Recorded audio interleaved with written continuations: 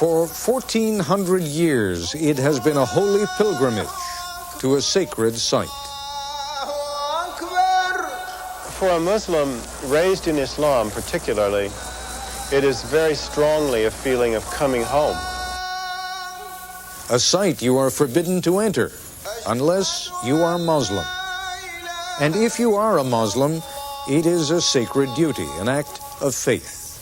There's a sense of return, which really involves the human heart when you come to Mecca. Tonight, the Hajj, one American's pilgrimage to Mecca. There is a city near the west coast of Saudi Arabia, across the Red Sea from Sudan, and the name of that city is Mecca. 5 times every day, no matter where in the world they are, devout Muslims face in the direction of Mecca to say their prayers. More than 5 million of those Muslims live among us here in the United States. More American Muslims than Jews. Throughout the world, there are more Muslims than Roman Catholics. And if you were inclined to believe that most Muslims are Arabs, you would be wrong. By far the largest number of Muslims come from outside the Middle East, over 150 million from Indonesia alone. At least once in his or her lifetime, every Muslim is expected to make the pilgrimage, or a Hajj, to Mecca. This is the time of year, between the 7th and 12th days of the last month of the Islamic year, when the Hajj is made. Usually, somewhere in the neighborhood of 2 million Muslims come to Mecca each year at this time. And the Saudi government routinely makes pictures of the Hajj available around the world. But for an American reporter to have access to Mecca and the Hajj, he would need to be a Muslim. Which is why we turn to Michael Wolff to take us where no non-Muslim has ever been. Islam means acknowledging the oneness of God, surrendering to it, cooperating with the way things are. I am a Muslim. I revere the same God as my Christian mother and my Jewish father. Allah is simply the Arabic word for the God of Abraham, Moses, and Jesus. I find the absence of priests and rabbis attractive. Being a Muslim, God is as near as the veins in my neck. This directness is most apparent on the pilgrimage. You embrace your religion, you take part in a spiritual drama, very public and very personal all at once. The Hajj begins at one of 5 stations specified by the Prophet Muhammad. Here we enter the state of ritual purity called Ihram. For men, the required dress of the Hajj is 2 unstitched lengths of white cotton cloth and a pair of sandals. Women traditionally wear plain forms of their usual dress. The garments are a symbol. The person who wears them agrees not to harm plants and animals or fellow pilgrims. No arguments, no violence. We agree to keep the peace. The garments are a great leveler, too. Who can tell rich from poor? At the start, I have to accept how naked and frail I feel in these bath towels and try to remember what they mean. They're hard to get used to at first because, in a way, they put an end to my everyday identity. I set aside what I thought made me special, my roots as an American, my work as a writer, my worries, aspirations, all my plans. Here I join people from all over the earth, all these human beings drawn at the same time simply by the call of an idea, by the oneness of God. Pilgrims recite a special set of verses, announcing their readiness to serve God. Here I am, Lord, at your service. Here I am. You have no equal. I am here. Truly, the praise and the favor are yours, and the kingdom. You have no equal. As we all approach Mecca, that long-imagined city, there is a little uncertainty. What will it really be like? Will I perform the Hajj without error? Will it be acceptable to God? To preserve its sanctity and protect pilgrims, the sacred territory around Mecca is forbidden to all but Muslims. It lies hidden in the mountains 50 miles from the Red Sea, a modern city of 1.2 million people. Ah, there's the minaret. As we arrive, the great mosque plays hide and seek with us. Tantalizing glimpses of a minaret and arch come and go in the traffic. This is the center of the Muslim world. There are people from everywhere. I'm from Nigeria, from Islamabad. From Egypt. Indonesia. Morocco. From Palestine. China. Bangladesh. Japan. And the United States. I meet a group of American servicemen, Muslims, many of them veterans of the Gulf War 6 years ago. Here in Mecca, that conflict seems so distant. Islam showed me that all mankind could be together. So when I see another brother, as soon as I meet these brothers on the way, I love them at first for the sake of Allah. This is something that America could learn from this situation, from this religious experience, that all of mankind can get along. We have left daily life behind and come to a place hardly belonging to this world, a place filled by the almost tangible presence of God. أشهد أن محمدًا رسول الله. All their lives in mosques around the world, Muslims have formed into straight rows to face the Kaaba. Now, and only in Mecca, these prayer lines become circular. سمع الله لمن حمده. This is the sacred Kaaba, the house of God first built by Abraham. It is the symbol of God's oneness.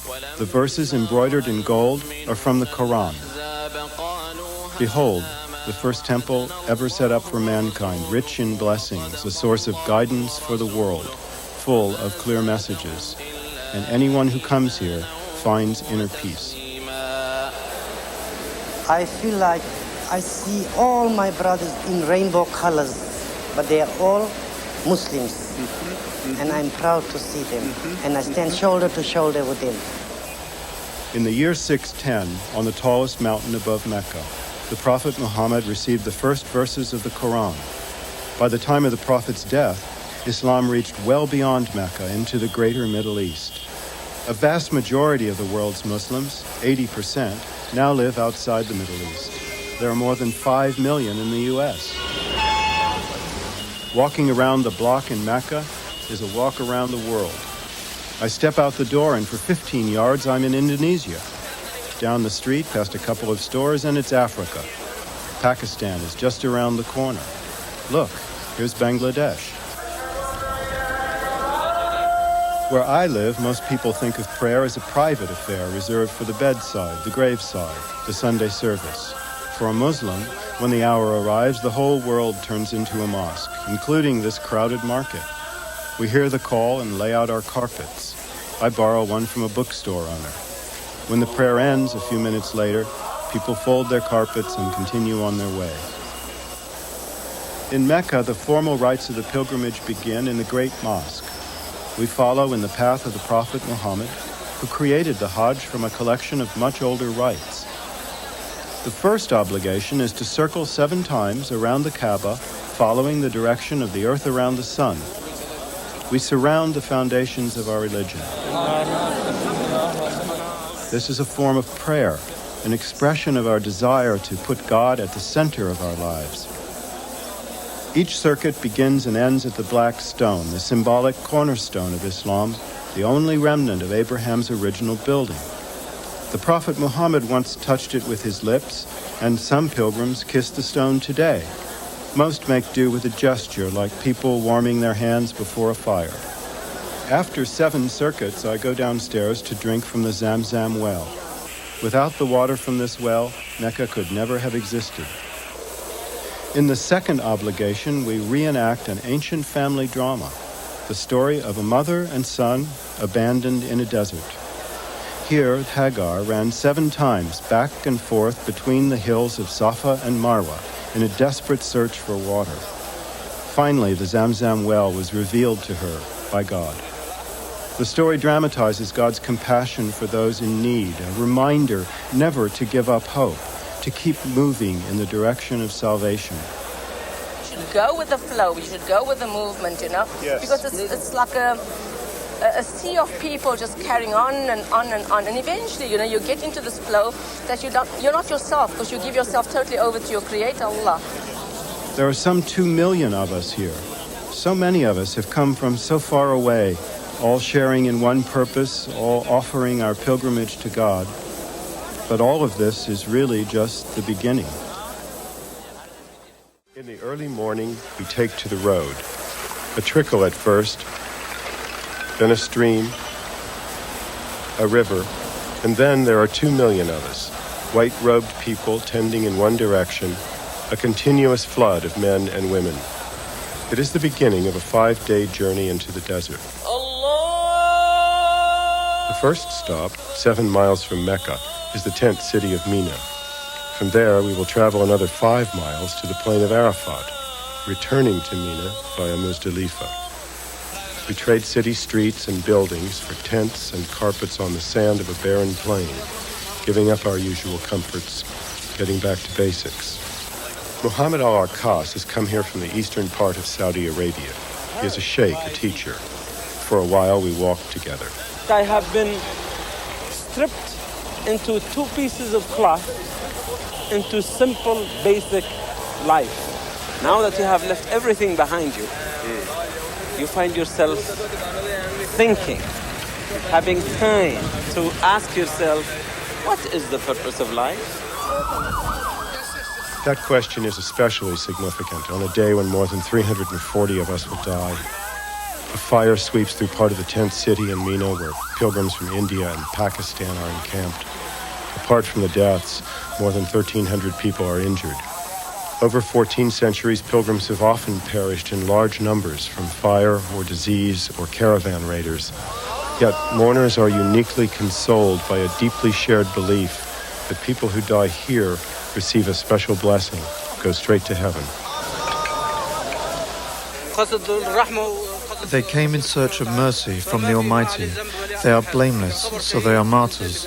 I wish to die like this, to leave my country and die on holy land.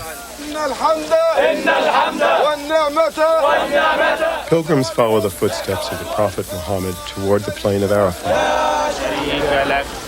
The majority of us make the journey on foot, about 5 miles in 90-degree heat. Despite the cooling spray, it is not an easy trip. Cold water is provided, and in some places, bread and fruit.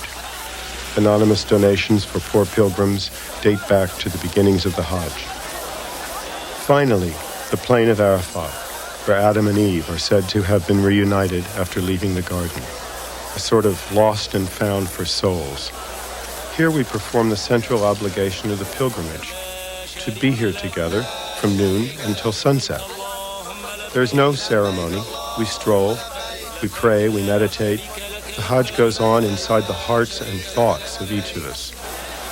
The only real feature on the plain of Arafat is a small hill called the Mount of Mercy. The point of the hill is not to climb it, but to see with your heart what it means. On this hill, just before he died, the Prophet Muhammad delivered the final verses of the Quran, the Word of God.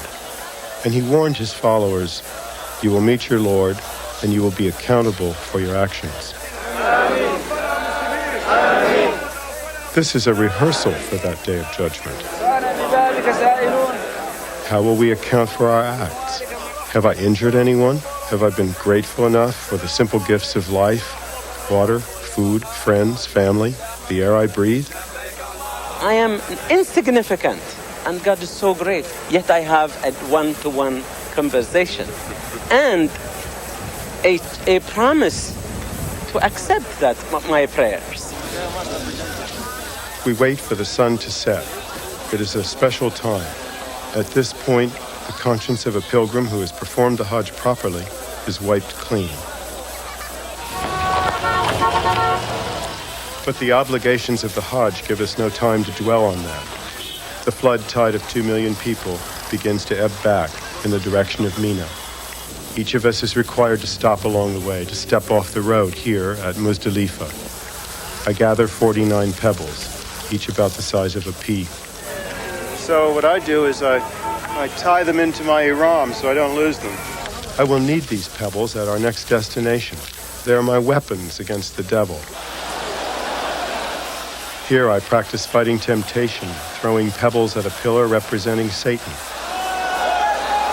It is an athletic release from the complex obligations of the Hajj. We will do this 3 times. The pillar marks the place where Satan tempted the prophet Abraham, who drove him off with stones. After a ritual sacrifice, pilgrims conclude the Hajj by circling the Kaaba 7 times and running 7 times between the hills again. It is best to leave Mecca soon after throwing our last stones. The place should remain unique, not grow familiar. We visit the Kaaba one last time. For most of us, this will be our last glimpse of the shrine. There is an old proverb: before you visit Mecca, it beckons to you.